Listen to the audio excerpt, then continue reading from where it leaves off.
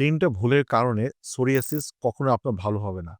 ১ নম্বর ভুলটা হচ্ছে আপনাকে ডক্টর যে ওষুধগুলো দিয়েছে, সেটা আপনি নিজে এই ওষুধগুলো চিকিৎসা বন্ধ করে দিয়েছেন। তার মধ্যে একটা মেথোট্রেক্সেট ওষুধটা হচ্ছে MTX। এই ওষুধটা প্রতি সপ্তাহে আপনি যেটা একটা খেতেন, এই ওষুধটা যদি হঠাৎ করে আপনি বন্ধ করে দেন, রোগটা আবার পুনরায় দেখা দিতে পারে।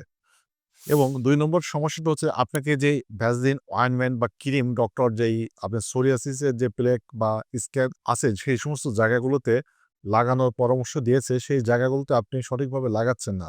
ফলে সোরিয়াসিসটা আরেকটু বেশি হবে। ৩ নম্বর কারণ, যে কারণে সোরিয়াসিসটা আপনার ভালো হচ্ছে না। আপনি এটা নিয়ে অনেক বেশি অ্যাংজাইটিতে ভুগছেন, ডিপ্রেশনে থাকছেন। সবসময় নিজেকে দোষারোপ করছেন।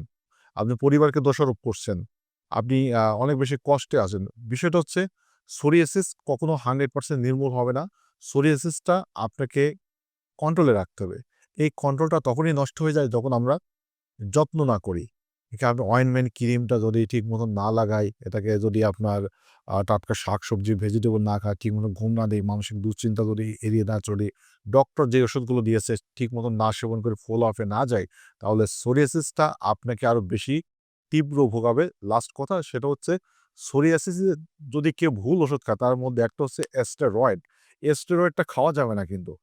স্টেরয়েডটা খেলে আবার হঠাৎ করে যখন বন্ধ করে দিবেন, তাহলে এই সোরিয়াসিসটা পাস্টুলাস সোরিয়াসিস মানে পুজযুক্ত, মানে পুজের মতন আপনার সোরিয়াসিসটা দেখা দিবে। সেজন্য খুবই সাবধানতা অবলম্বন করতে হবে এবং সতর্কতা দৃষ্টি রাখতে হবে। আজকের ভিডিওটা এখানে শেষ করছি। আল্লাহ হাফেজ।